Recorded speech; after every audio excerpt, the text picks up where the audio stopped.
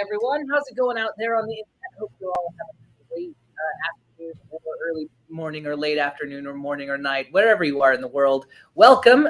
We are the Bell of Lost Souls, and we're here today with a special live stream look at Tabula Sono, a 3D tabletop role-playing, map-making tool set suite. And I'm here talking with DM Jim from Tabula Sono. So I'm going to throw over to you real quick. Give everyone a quick overview of what we're going to be going through today.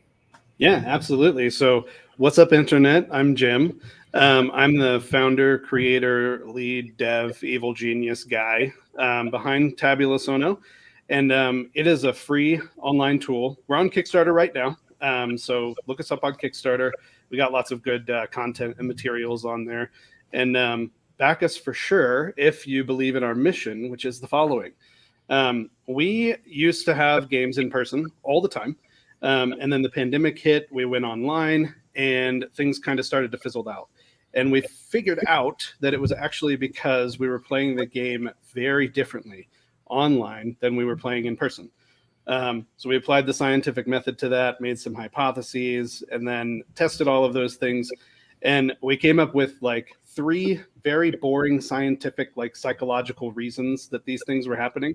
I won't bore you with those. If you're interested, you can ask. But they essentially, it is when we have to preload tools and environments with a whole bunch of stuff beforehand, it just adds more stuff that the DM has to do and think about beforehand. And then it also means that in our in-person games, when somebody wanted to do something like off the wall and silly, where they'd like bust through a wall, on most of the online tools right now, you have to be like, no, you can't bust through the wall because my tool doesn't allow you to bust through the wall. So we're trying to make a tool for everybody that can get in and play any tabletop RPG, not just D&D or Pathfinder or Monster of the Week or anything, any miniatures-based game. We're going to support right at launch. Awesome. Yeah, and I think you kind of bring up one of the right away, like one of the biggest things about like certain like online platforms or tools, like as soon as you start adding in like restrictions, you start taking away the freedom of the most powerful computer out there, the imagination. Which is one thing that I really like about this, is it kind of captures the feel of just like drawing on your battle mat and then being like, okay, I'm just gonna erase this wall or scratch through it because you've decided that you're the Kool-Aid man today. But then you can.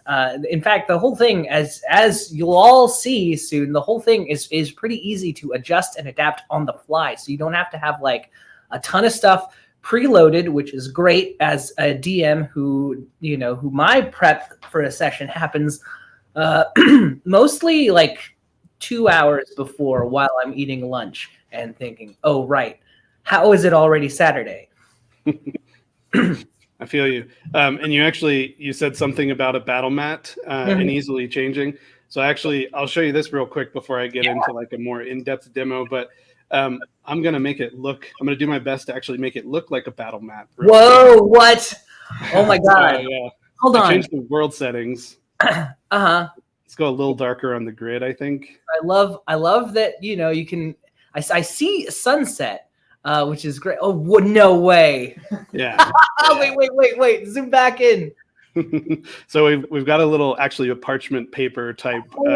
That looks just like my big like Chessex battle mat kind of rip to them. But like, look at that. Look at the sheen on that. That's incredible. Yeah, I'm glad you said that, because the whole point of this texture was to make it feel like you are on a battle mat. So I'm glad you made that inference. And then you said sunset, so let me just like pan the camera real quick. And the reason that it's called sunset is actually because of our sky preferences over here. So I can actually go in here and update all of these things too. And these are not these aren't meant to be super realistic.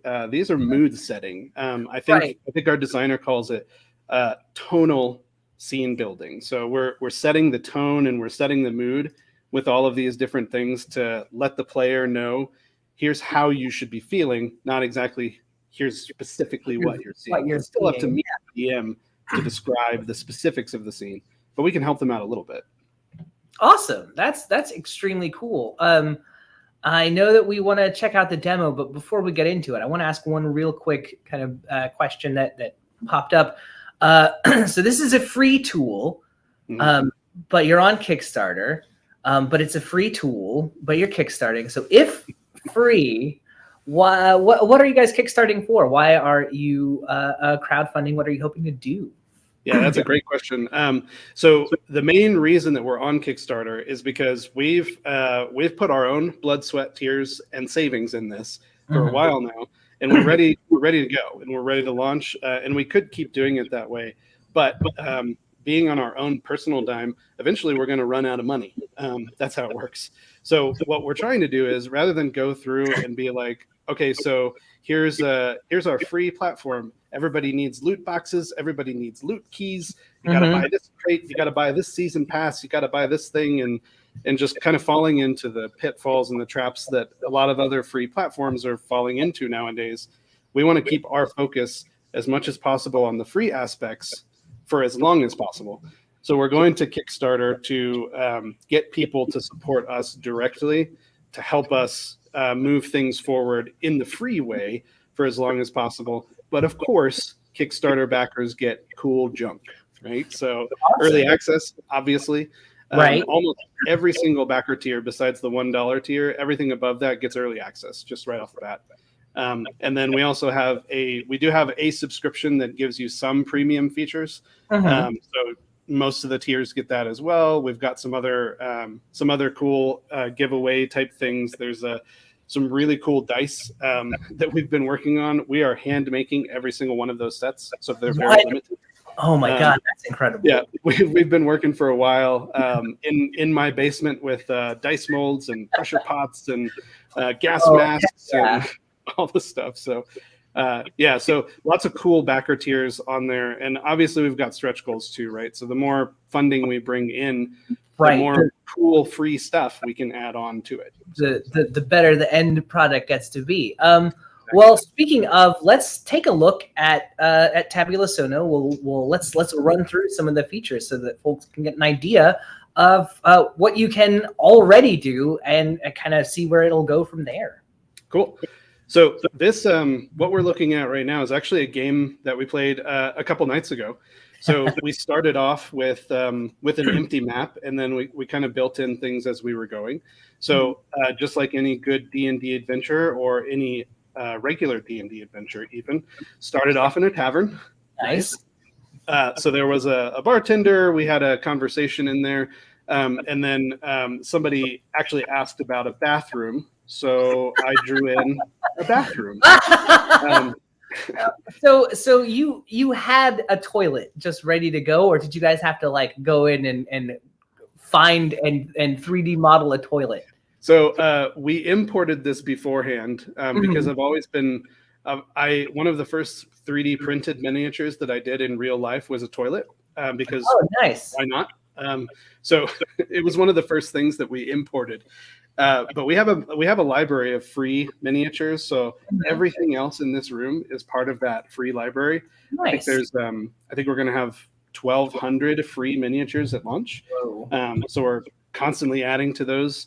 And then this toilet over here was just something that I imported. So if you can't find the miniature in the free library, or you want a toilet, you can import your own.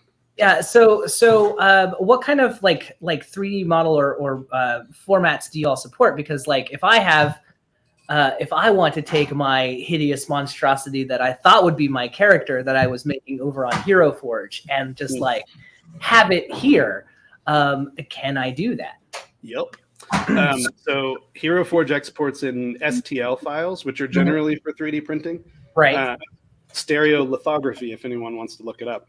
But those files are perfect because they're generally very low poly or low polygon, and they are made generally for a single color. Sometimes they're multicolor, and that's fine too. But we want to we pull in those, and we can also do FBX files, OBJ files, pretty much any common 3D format will work in our importer. Awesome. That's extremely cool. But as I can see, like your library looks incredibly robust. I already noticed that both of these tables are not the same table model, which is like I notice that stuff when I'm playing with when I'm playing with like little furniture miniatures. Mostly I keep it from HeroQuest. I'm like, oh, it's the same table, but I love this. Yeah, and these are actually these are a collection of smaller props that I put together and grouped together. So Awesome. the each individual model, like all these plates that are on there, those are the same model, but so are the plates in your tavern. They're all the same model. Right, they're all the same plate. Yeah, but they're arranged differently, and they just have a different flavor and a different feel. So 2 little stools over here, 1 circular stool over here. Those little things can make a difference in your game for your players because, like you said, if you pull it in and it's just cookie cutter, then they're going to be like, okay, I kind of get it. But if you give them a little bit more atmosphere, then immediately this sets the scene, it sets the vibe and the tone. So absolutely.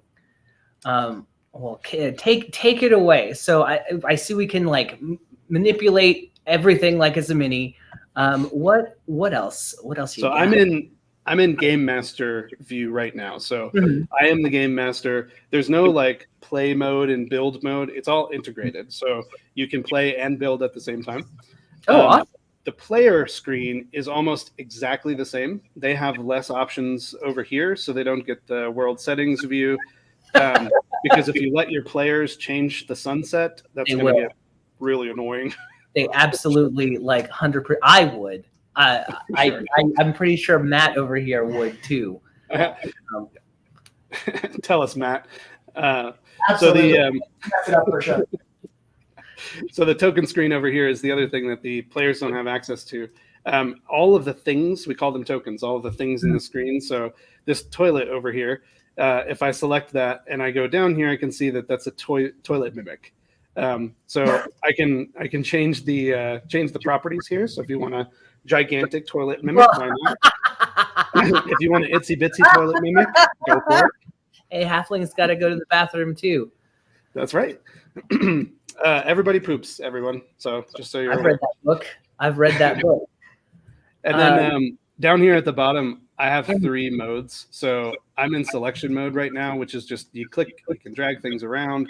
I was rotating things earlier, so kitty cat rotates around. The players can do that too. So these colors are representative of a player. So this yellow player over here, she can actually grab her mini and she can move it around, and I will see it moving around, and all the other players will see it moving around in real time. Oh, that's really cool. Yeah, so everybody can just join directly in. And then we like to do this system allows you to have like little cinematic moments like this with toilets in the background. So we like to like when we're talking or having a conversation, we normally just do this little wiggle, right? Oh, nice. So you're wiggling and you're talking. It's kind of like puppets. It's super animated. Same concept. Like when you grab your mini and you just like, rah, I gotcha. You know. Yeah, exactly. So it helps with the immersion, and it gives number one, it gives players something to do, because when the dice towers start to come out, that means people are getting distracted. So absolutely. If we give them something to do over here and kind of keep moving, it helps a lot. You're also not reaching in and having like 6 people and their hands in the way and all of that. So everybody can move their minis, no problem. Can I assume players move around on the map just as freely or as much as you can as well? Yeah. Yes, and in fact, one of our stretch goals. This is a great segue. One of our stretch goals is something called cinema mode, which I'm really excited for. We're going to build it eventually. If we get the stretch goal, we'll build it way sooner. But it allows the DM to take control of everyone's camera. And when that happens, everything is paused. So that means players have to stop moving their tokens around. It won't let them.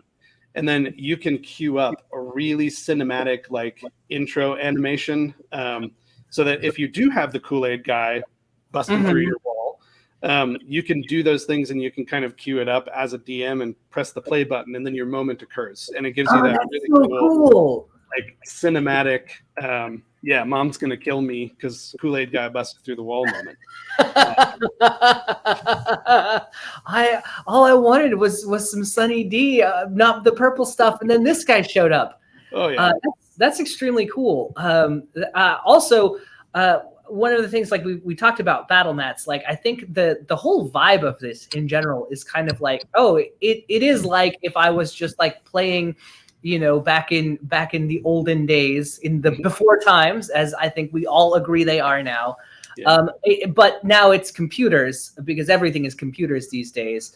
But it still has that kind of like, well, like you said, it suggests the tone, but it isn't like, it isn't so real. It's like, okay, this is what I'm imagining now. I'm imagining this specific, like I can be like, okay, fantasy table, I'm using the greatest computer in the world, the most powerful graphics processor, the human imagination. I watched a lot of Magic School Bus, but I get a hint of the flavor, enough to like be the sourdough starter of the mind, which is pretty cool.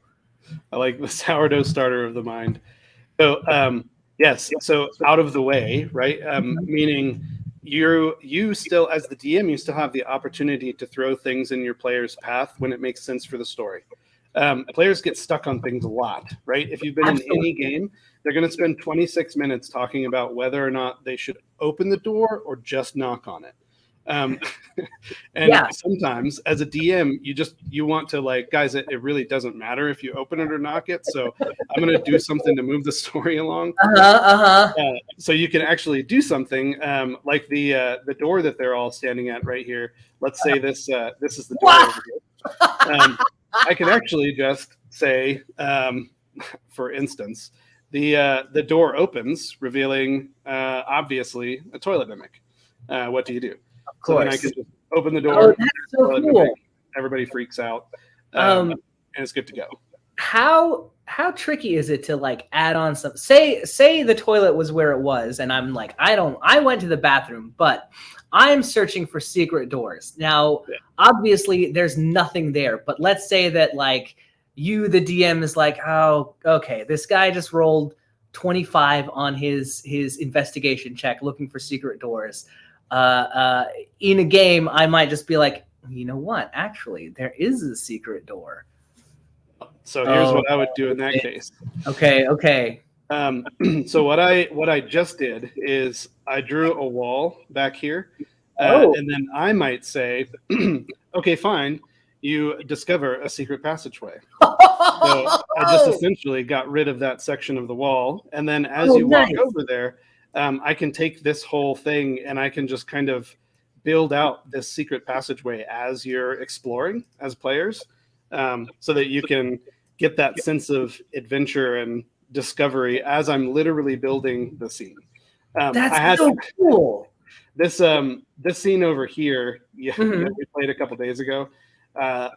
First of all, yes, that is a pixie riding a corgi. Oh, that's amazing. But this scene over here, it was the boss fight, and it was actually supposed to be in a completely separate room, but we were running out of time, and I could have just gotten the players in that room or been like, hey guys, can you just like go over here real quick, whatever it happens to be. But what I actually ended up doing is the room that they were stuck in, just like looking through crates and barrels, I hit a trap door on the floor while they were playing. And then when somebody stepped near it, make an investigation or make a perception check, and then I showed the trap door to them. So naturally, they climbed in through the trap door and fell into the boss room. So that's so cool. Another way of like helping that forward, and it's not getting in the way of the player's enjoyment, which is what a lot of people say sometimes. Like if you try and push your players into something like that, it's getting in the way of their enjoyment. I can attest that it's not in this case, because they get the opportunity to all their hard work of searching through crates and boxes, which would have seemed meaningless if I was like, no, seriously, guys, they're really empty. Just move on. Right. We got to pay that off and reward them for actually doing all that searching by saying, nope, there's a trap door. You found it. Good job, team. And like as someone who like say I was playing in this, like it's extremely cool. It adds to the immersion to just like have the trapdoor revealed, because even if it wasn't there and like I could go behind the screen and see your notes that there was nothing there and you just drew it in, it still feels like Like, oh yeah, I was there the whole time. I planned for you to spend 15 minutes looking through the crates and barrels. Don't worry, everything is still real. You're the special one that found it, which, you know, like that's just pulling back the curtain. But that's a very cool feeling as a player to be like, oh man, I'm doing it. I found the thing. Yeah, you feel like you have agency and you have a legitimate impact on the game world.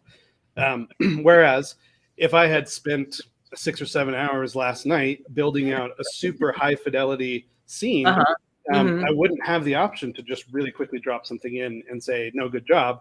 I would have had to figure out a way to railroad them back out of the room and get them back on the pre-planned path that is obviously not what they wanted to do, or else they would have been doing that. So I'm loving also the details that pop in as you get closer.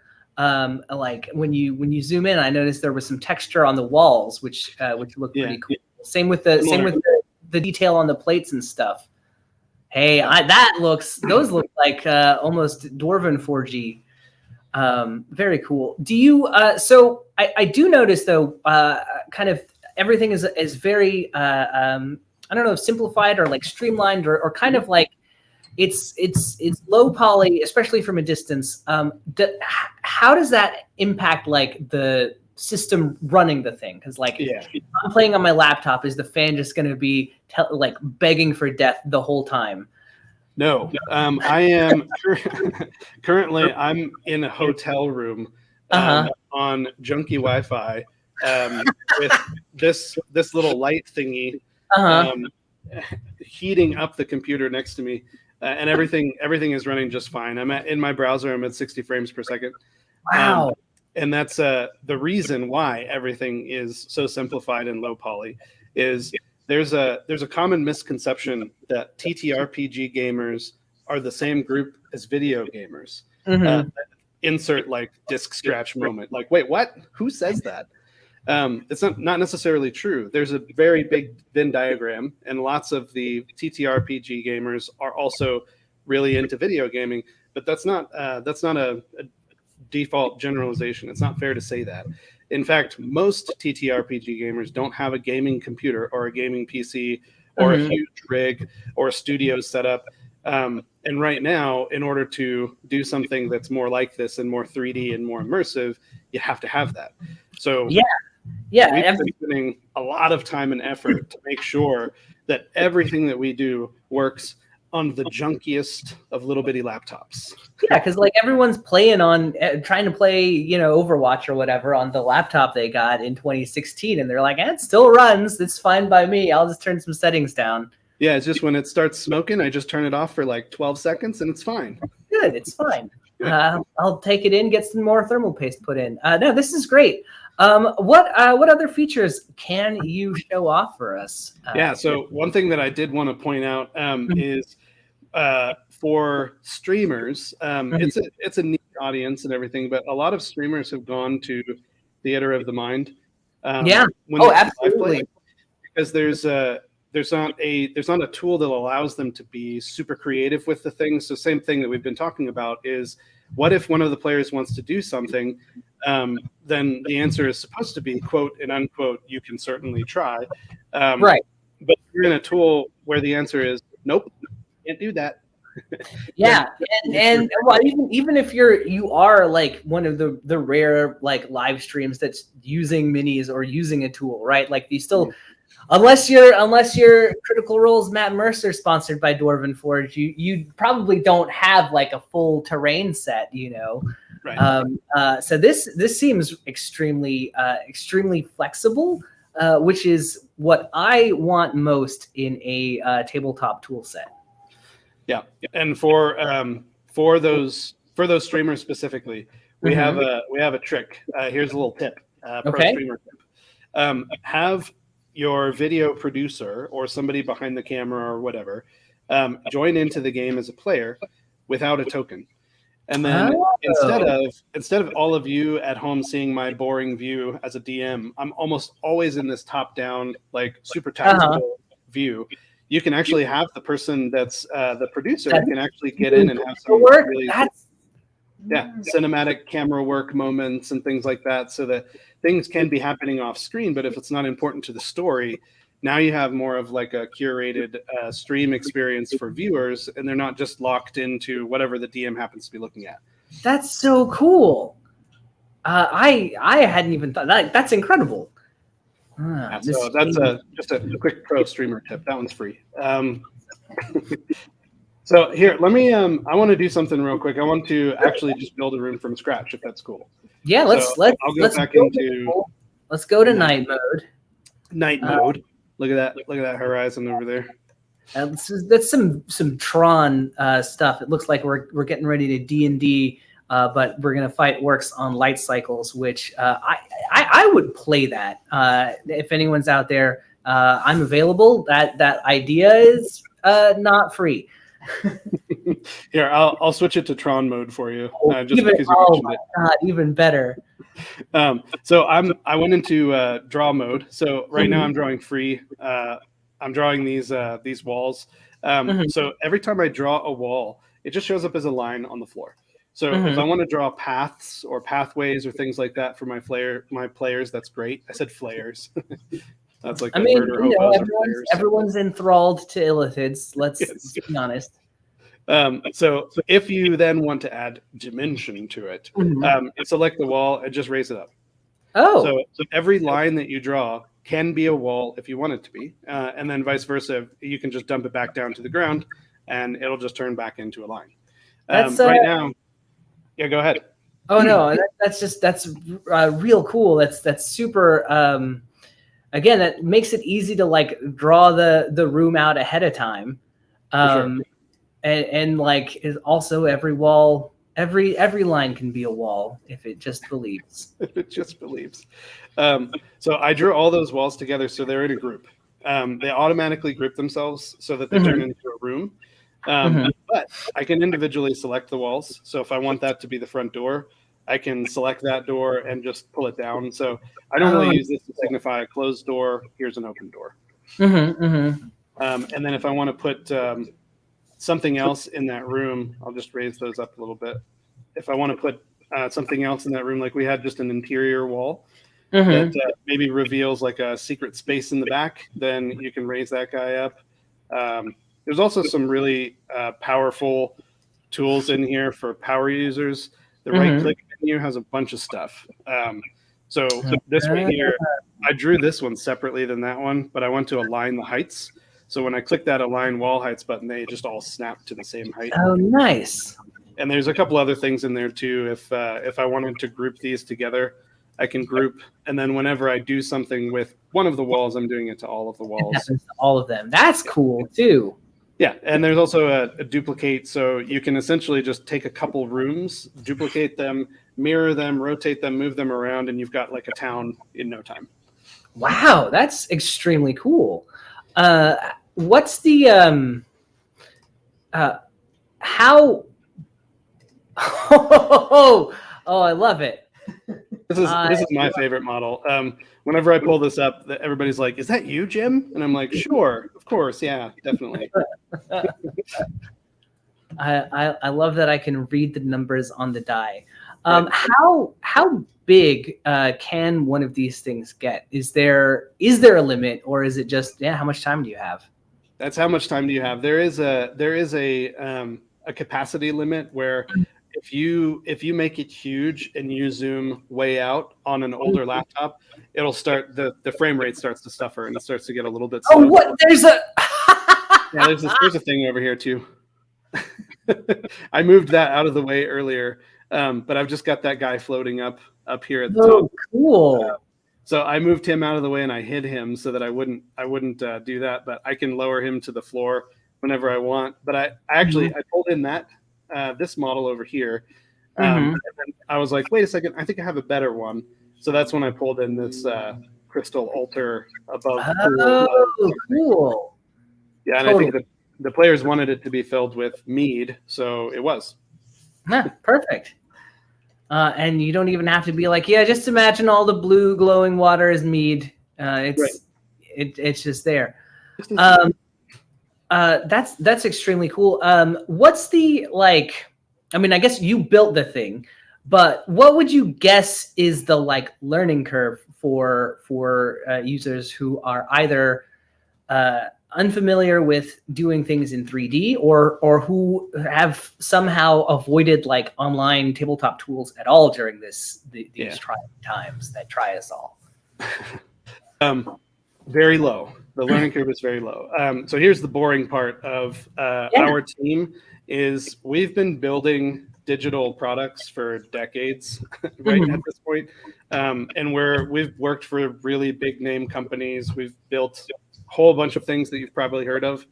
And so we really do understand UX, user experience, and how to make UIs that are intuitive. So what I've been doing this whole time is I'm using WASD to move my camera around, because as a gamer, I just pop in and that's like the first thing that I try. But if you're not a gamer and you want to move the camera, you can use the little controls down at the bottom left. That's okay. So these controls are here for the people that want to use them. And if you never happen to use them, that's great. The same thing for how you move the camera around. Essentially what I do, what we don't have in this alpha build right now is there's a tutorial that pops up that tells you exactly what to do, just like in both games, right? So, but if you are familiar with third-person camera controls for any 3D game ever, you've got it. You hold down the right mouse button, that allows you to pan and zoom. You can zoom in or zoom out, and then WASD to move, and you're in. If you're a DM or a player, you just say like, hey, click on your miniature. Now move it around. Then they're going to instinctively just drag it. Just click and drag, yeah. So we're trying to make sure that every action or everything is instinctual, and that people understand. As long as we understand their intent, we'll capture the controls to make it so that they automatically know what they're doing. And if they don't, it's only 1 or 2 clicks of experimentation away. So it's supposed to be super intuitive, and easy to learn, even through what we call discovery UX. So if you're not sure what this little map marker does, what would you do? Probably click it. Yeah. Oh, look, I changed my cursor and then click on the map. Oh, I get it. That drops map markers on there so that I can tell my players this is room number 5. Right. So you can, if you don't want to watch tutorial videos or whatever, then most people get the whole of the system in just a few minutes by just clicking around and playing with it. That's extremely cool. Yeah, even my mom. Hi, Mom. Non-gamer, just as like the ultimate test, got Mom in there, and we were like, hey, Mom, move your mini. Click, drag, sweet, we win. Listen, son, I've been sniping campers all morning, so you just, that this is what you come to me with. So let's talk briefly about the Kickstarter, unless there's some other stuff we haven't hit, but I wanted to go over what folks can expect to get, what are some cool rewards they can snag as part of the Kickstarter. And maybe we can talk about some of the stretch goals as well, because I know y'all are building up steam pretty nice. I'm just going to go to the Kickstarter real quick on the screen I'm sharing. And then we can just walk through a couple things down here. So, well, first of all, this image over here is just so cool because it shows you drawing on the whiteboard. Like that's the whole premise. And then there it is. Entire thing. But in terms of rewards, we have a whole bunch of different things. And if you can't pledge financially, even as a $1 or a $5 tier, just share via social, right? The more people that see this thing, the more people can get involved. So even if you don't got the Benjamins, you can still help, and we need that help and we need that support. So for $12 getting in, that's early access. So that's where everything starts, is early access. Every single tier gets early access and a Kickstarter exclusive asset pack, which has some props in it. Some custom props in it, some really cool bosses, like big bad evil bad guys that our designer has concepted out. Actually, let me pull those up because those are just so cool. Yeah. Let's. So these guys over here, and then our first stretch goal is a 3rd mystery boss. Ooh. So ask me what it is. A mech. Yeah. What is the 3rd mystery box? It's a mystery, actually. So I walked in. Unlock that first goal. Now I want to know. Quick, let's do that first goal, everyone. So, I also have some other props in there, Mhm. specifically to show that these are like modern day props. It's a bookcase, a normal table, and a chair. And then we have the classic fantasy stuff. And then we got these sci-fi guys over here with this like scary alien plant and this high-tech captain's chair thing.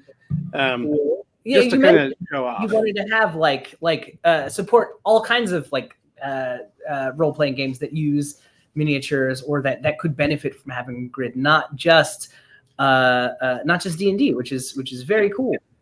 And not just a square grid either. We have a hex grid option too. So I know there's a lot of wargaming games. And there's like some space sim games and things like that use a hex grid because it looks cooler. It absolutely does, I think. And we support that as well. It also helps with how far a diagonal is because D&D 5e does not use math to figure out how many feet is 5 feet. It's a cube world.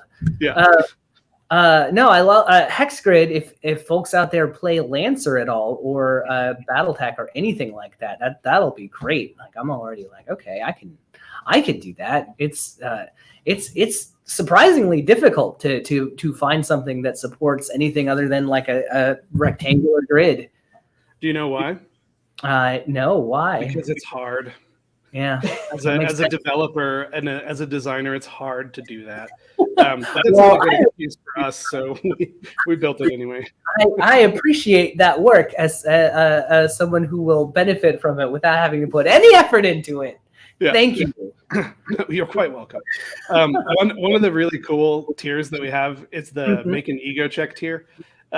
So this is for those of you who have a very high ego modifier. And essentially what we do is we will have a professionally designed miniature of you or your character, PG rated, and we'll put it in the game, not only for you to use, but literally everyone else. It's going to go in the free library so that like you are immortalized because you're awesome and you deserve it.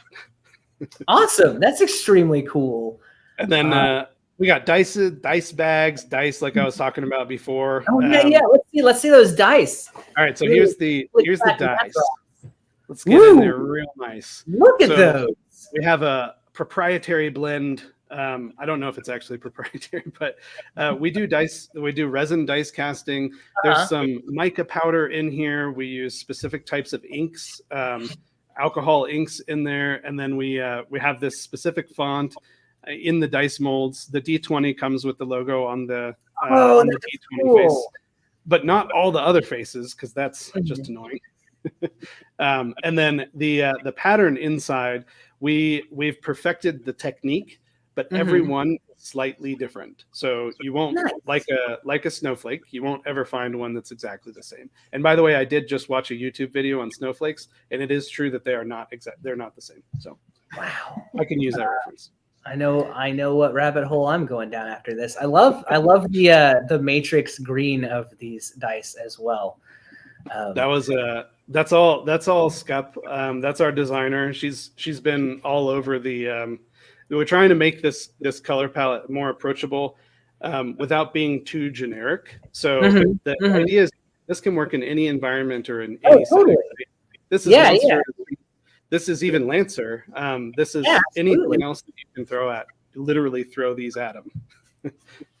And then here's our nice little dice bag up here. It's got a leather accent on it, a satin inlay in the color, and then we have the embossed leather stamp for the logo at the bottom. And these are bigger. These are 4x6, so they're not like the little jewelry ones that you normally get with dice sets. They're pretty big. You can hold 4 or 5 full sets in there.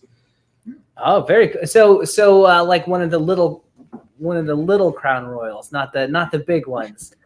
Yes. I thought Crown Royal was a dice bag company until I learned better, which was way later than I would care to admit. They are probably the most famous dice bag company out there, I would say. So, it's taking like all of this stuff is taking me back in a very good way. Like it's that like, all right, we're just like playing, we're having the tabletop fun, and it's kind of got that old school vibe in a very like not like pining for it, but just like, yeah, things were like just exciting, right? It had that like, oh yeah, we're getting ready, like there's limitless possibility. I've got my dice, I've got my battle mat, let's see what's going to happen. Yep. And so for a DM like me, I'm like probably 75% preparation and then 85% improv. Because I don't use 60% of what I actually prep for, which is fine because I can use it in the next campaign or for inspiration in the next one or whatever. Right. This is the perfect tool, which is literally why we built it. Awesome. Is we can pre-plan as much or as little as we want beforehand, whatever suits the players and the actual play group, and then we can play by their rules, not the tool's rules. So I love it. And y'all are kickstarting. You started now. You started at the beginning of the month, and you're going till March 3rd. March 3rd. Yep. Awesome. So plenty of time to get in. Obviously, the sooner people get in, the more algorithms pick us up. Oh my God, yes. And the better things go. And the stretch goals. I forgot to talk about the stretch goals when we were on the page, but the stretch goals get into. The very first thing is condition markers. So we can throw an icon just above this guy's head. Whatever icon you want. I think we're starting with 100 and something icons. But if I want to signify that he's blinded, you can just throw up the eyeball with a line through it. If you want to signify that he's dead, throw up a skull on him. So it's not specific to any rule set. It's just throwing icons above their heads. So that's the very first stretch goal. That one should get unlocked very soon after we hit the funding goal. It's a very small stretch. And then after that, we've got the camera piece. We're also, there's one in there for a desktop version. That will go in Steam. So right now we don't want people to have to go to Steam, but if you're already in Steam and you're used to that flow of getting things and chatting with things and having the overlay, we want to offer that too. So that's in there. And then there's a couple other miscellaneous things. Obviously, unlocking that third boss is one of those. So. Right. And this is as like a map focused tool. I think it's great because everyone, like, you don't have to take up the real estate of also like, okay, now I've got to have my character sheets or whatever. Because I will be the first to cop to. I've played games on like Roll20 or on like Astral or Foundry, and I know I can use their stuff, and I know that it's super easy to keep track of it. But I just I have either my paper or my digital character sheet just on another tab because it's right there. Yeah, and that's what we want people to do. Actually, is we get questions all the time like, can I pull in my character sheet, or can we have this very specific thing that's specifically for Radius on 5e? And we're going to stay away from those things because everybody already has their comfort zone and their comfort areas. You have your book and your paper sheet. That's wonderful. If you use D&D Beyond, that's wonderful too. However you want to roll the dice. It's your game, not ours. So you can play and do all those things. The only thing that we're going to focus on is visualizing the tabletop, and we'll do that to the best of our ability rather than getting bogged down with like bells and whistles and integrations and other things that they all have diminishing returns. So it's like, I think beforehand we were talking about the here's another feature that you never asked for and will never use. Yeah, absolutely. 100%. I think this is a great project. Folks out there, you should definitely check this out on Kickstarter. How are we on time? 10 minutes. Great. Yeah. Well, let's keep going then. Yeah. All right. So what next? I see we've gone to hell. Yes, we've gone to hell, and we haven't come back yet. So we'll stay here for a sec. Sure. Yeah. I do want to talk about some things that this is the alpha build. Our beta build is in about a month, and that's exclusively for certain tiers of the Kickstarter. Okay. And then some of our actual employees, obviously, to test Right. more rigorously. Yeah. But that has a couple cool things that's going to go into it, specifically multiple scenes. So right now we're in this like town scene, and I just drew on this one over here, but you can have multiple scenes set up that you can go in between different maps. So that's a pretty common feature. But you can also set up multiple scene settings. You can transport players between them so that they move automatically. The DM doesn't have to be in the same world that everybody else is in. So if the players are sitting there trying to decide whether or not they're going to open the door, the DM can work ahead. The next place. So that's one thing, and there's also some advanced controls.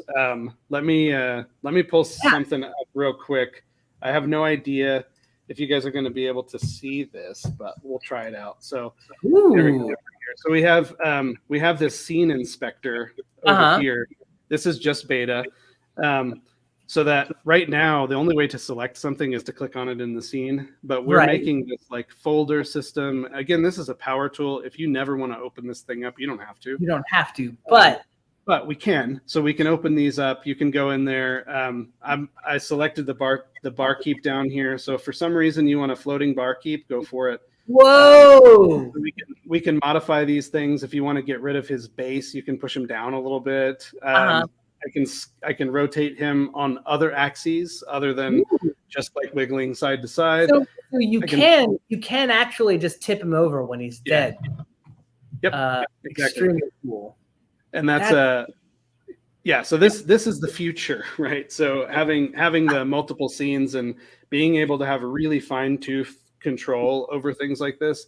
This is the beta. Also, all these other controls are getting a new skin in beta as well. So I mean that's going to be really helpful. I don't know about you, but the folks I play with, they love to split the party. So actually being able to like cut between, okay, like here's you guys in the dungeon, and here's you guys you went shopping.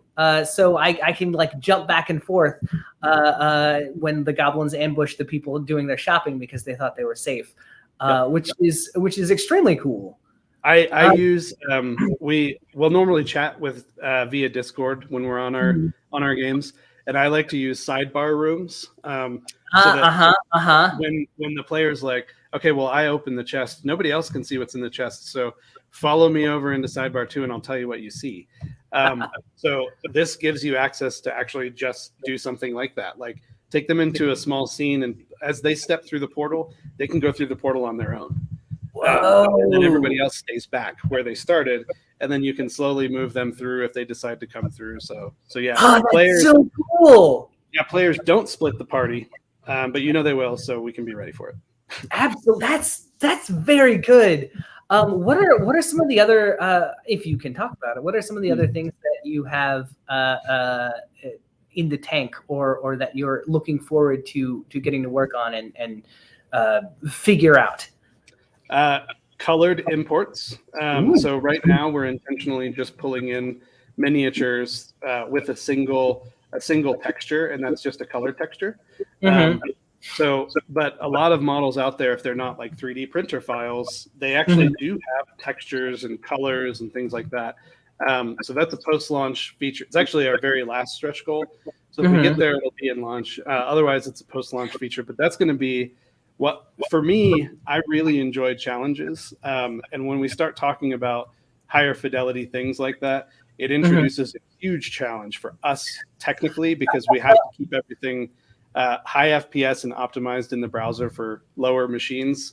So it's going to be a lot of fun to get through like level of detail and all the things that we're going to have to do to make that happen. But that's one of the big things. And then also just integrations with other platforms.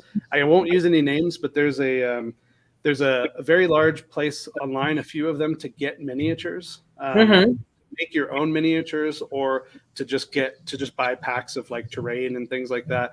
We're working with a few of them to actually just have buttons, so you can purchase your stuff there, and then instead of like downloading it, converting it, uploading it, you could just click the import to Sono button. Oh, that's cool. Yeah, so that's gonna be a lot of fun, and it just like opens up so many more doors for us and for anybody that wants to get in the game. So that'll be pretty cool too. That's awesome. But it also doesn't like bog you guys down in the now we're running our Assassin's Creed multiplayer marketplace store kind of thing. Yeah, it's a value add, and that's what back to the old like Silicon Valley approach to things. It's like if something's not going to be valuable to a significant portion of your users, don't freaking build it. So we're taking that into stride, and there's a few things like people are like, are you going to have a crazy advanced lighting system with shadows and this type of thing and that type of thing? And the answer is honestly no. We're not. Yeah. Because that's not what we're trying to achieve here. Is we don't want to create more homework for the DM to come in and pre-set up all these different things. Right. Because that just is like an overly prescriptive environment for the players. There's no imagination required. I'm showing you exactly what you're seeing. Yeah. You can imagine the flickering torchlight. You don't have to see like what this one particular 3D rendered, because sometimes that can be a little bit distracting. Like I also don't want to name names, but I have played in one of those 3D tabletops where they've got like the torchlight and the crystal thing, and I wasn't paying attention to what was happening. Right. So to be clear, I love those tools. I love almost every single tool that's out there. And absolutely. The coolest part about it is if you're doing something like we've done charity live streams before where the cast has gotten together and we get it. We understand the story. We know generally what's going to happen. So it's kind of scripted. It's still a lot of fun to watch. It's like reality TV. It's not real at all. Sorry guys, if you didn't know that, but it's not. Yeah, we'll talk about the Tooth Fairy later. But that reality section of it, if you pull that out and everybody knows where things are going, and or you have an agreement with the players that like, hey, if I say something that makes it sound like the barkeep has a big old exclamation point bouncing above his head, that means that he has a question. You need to talk to him. Don't do anything else. If you can like pre-script your games like that makes for some really good viewing. But it's not as enjoyable for the actual players, and not all of us are streamers. So right, I mean, for the everyday man type thing. It's a huge difference, like between like streaming and like for an audience or performing or whatever, and just like playing with your friends. Like even we've interviewed some folks who are professional streamers, which what a world we live in where that's the thing. But they're like, it's a lot. And like when I play in my home game, like I love to just have the 4 or 5 hours to do whatever I want and to not have to worry about like, okay, is this good content? Yeah. And actually, sometimes consequences are the most fun about the game. Like if you as a player do something stupid, it's going to be great. Let's do it. Let's see what happens, because this is going to be hilarious. Or as a DM, if you change somebody's name up in the middle of a game because you were improvising and somebody calls you out for it, like let's build a story around that mix-up and that consequence. Let's take this moment and run with it. And now the barkeep is actually a changeling who let their identity slip. Yeah, and turns into a toilet. Just to name an example. I mean, that came from. I want a turn into toilet button. I would abuse it. I still hang on. So you said I want to turn into toilet button, which brings me to an awesome feature that we're going to have at launch. Is we do have a dev kit, so developers can make mods and plugins. So if you really want that make me a toilet button, there is definitely somebody out there that will build it for you. That's extremely cool. Oh, wow.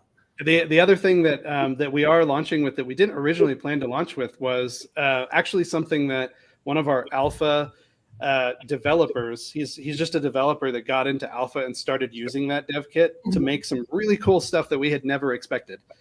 He made like a dungeon generator that just plops rooms down, Oh, and then wow.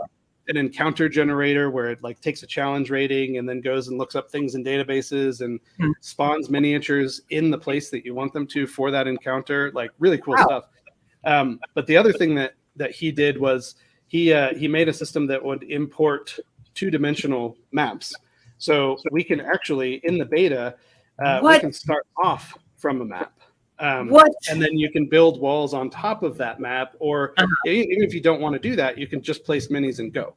So Wow. yeah, so that's I used to in my basement. I have a huge table that we built that has a TV in it with a piece of plexiglass on top of it, and we would just we would pre-build a map in another tool, plop it on the TV, and then move the minis around on the TV. Same concept there is you can just throw a 2D map in and then move the minis around on that map. You can add walls to it if you want to. So importing 2D maps and 3D models is a pretty important part because I said it before, but we want you to use all your existing tools and your existing workflows and how you're comfortable building your world and playing. We want you to use all of that. This is just for visualizing the tabletop. So.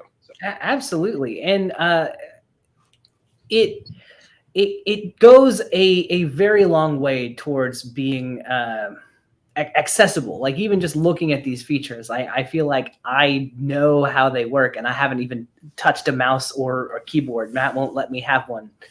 But that's a good call, Matt. Honestly, it is. I guess real quick before we start wrapping things up, is there anything else you want to show us off? What's your favorite mini? What's your favorite? Yeah. All right. So my favorite mini I actually already have in the game. So Pixie on a corgi is pretty good. Yeah. Like this Pixie is ready. So for for battle or or just to cuddle. I don't know. But ready for whatever happens. Here's my favorite, though. This is called Goblins Pretending They Are a Wizard. Oh, when I saw this thing, I thought it was like a slime monster, but it's even better than I possibly could have hoped. Yeah, I left him the other way so we could have this grand reveal. But this was in a game. There were a bunch of goblins running around, and then they would pair up. And the players are like, what's going on? Like, why aren't they attacking us? Why are they just pairing up? And then I would replace them with this miniature that just plops in. Yeah, so it was good fun. This is definitely my favorite mini. Oh, that's extremely cool. So the props-wise, all the props that I have in here right now are pretty fantasy-based. Like, obviously, this, like, glowing portal of beer, as it were. And then the tables that I pulled in and some of the other props are pretty fantasy oriented, but we also have a bunch of sci-fi and modern day packs. Yeah. And then as we move forward, we'll start adding other things like horror and other things like that. Ooh, cool. I have been trying to get some friends together to play some Call of Cthulhu. So by the time we finally sync our schedules up, which kind of brings me to, when are you all looking to release? What's your like schedule calendar looking like? Obviously, the world is what it is, and I think by now everyone's used to, okay, things might get delayed because there was a new variant or whatever. But what's y'all's what's your schedule like? Yeah, so we use a very specific form of time measurement that deals in different increments of soon. So we're launching soon, which has like a lowercase s. That means probably sometime in the future, maybe. If it's like soon with a capital S, then that's a little bit more specific to closer to now. If it's like soon with a TM at the end, that means like in the next week. But right now, we're at the soon with a capital S. So we're looking at a time frame that narrows down to summer 2022 for the public launch. Oh, nice. 30 days before that is Early Access 2, which are all the Kickstarters are in that one, all the Kickstarter backers. Early Access 1 is 30 days before that, and then Beta is 45 to 60 days before that. So Beta starts in a month and a half or so, and then we just keep adding in Early Access people until we launch summer in 2022. Wow, awesome. Very cool. And then, as you've mentioned, you already have plans for supporting the system like post launch and everything. So I think folks that are backing can expect to see a very robust product that only just gets better as more and more people use it and start playing with it. That's the goal. Well, I think now we're at our time. So thank you so much for joining us. This is Tabula Sono. It's kickstarting now. You'll want to check that out. We've got links. We're going to be talking about this on our website as well. You can, so wherever you are, wherever you're seeing this from, it'll be pretty easy to go to Tabula Sono on Kickstarter. You can also go to tabulasono.com to see what all the hubbub is about. And I think we should end with this. Thank you very much for queuing up this shot to close things out on. I think this is it in a nutshell right here. This is my dream. And then I think we're good. Perfect. Someone screen grab that. Thank you so much for joining us, Jim. If you have any outro stuff you want to say, go for it.